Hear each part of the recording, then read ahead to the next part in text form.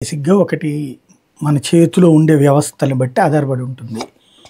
ఆయన పని చేయట్లేదు, పని చేయకుండా ఆయన ప్రచారం చేసుకోవట్లా. అవును. ఆయనైతే పని చేస్తున్నారు. చేస్తున్నారు. అవును. ప్రచారం అందుకు ఆటోమేటిక్‌గా ముఖ్యమంత్రి ఎక్కడ ఉంటే మీడియా కాన్సంట్రేషన్ అక్కడ ఉంటది. హ్మ్. అందులో ఆయన ఇన్ డెప్త్‌గా వెళ్తున్నాడు కాబట్టి, నీళ్ళలో తిరుగుతున్నాడు కాబట్టి ఆ ప్రచారం రావడంలో కూడా తప్పేం లేదు. హ్మ్.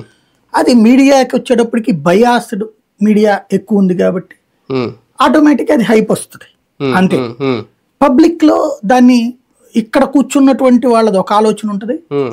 అవుట్ ఆఫ్ స్టేట్ ఒక ఆలోచన ఉంటుంది. హ్మ్. ఇప్పుడు ఆ వరద ముంపు ప్రాంతాల్లో ఉండేటటువంటి ఆలోచన ఎంతమందికి తెలుసుద్ది? హ్మ్. అక్కడ ఉన్న వాళ్ళకి తెలుసు. లోపల ఉన్నోడికేమో హ్మ్. వాడికి కడుపు మండినా హ్మ్. వాడికి బయట ఎట్లా ప్రచారం జరుగుతుందని ఏమన్నా తెలుసా? అవును. హ్మ్. తెలియదు కదా.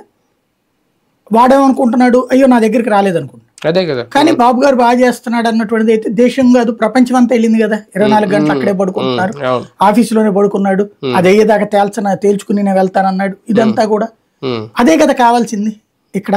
హ్మ్. ఆయన అందుకంటే ఆయన ఇక్కడ రెండు రకాలు ఉంటుంది, ప్రీ మేనేజ్మెంట్, పోస్ట్ మేనేజ్మెంట్. హ్మ్. ఇక్కడ ప్రీ మేనేజ్మెంట్లో ఫెయిల్ అయింది గవర్నమెంట్. హ్మ్. అది అధికార యంత్రాంగం ఫెయిల్ అయింది, బాబు కాదు అక్కడ ఫెయిల్ అయింది. హ్మ్. హ్మ్. అధికార యంత్రాంగం ఫెయిల్యూర్ అంటే ప్రభుత్వ ఫెయిల్యూరే అవుతుంది. హ్మ్.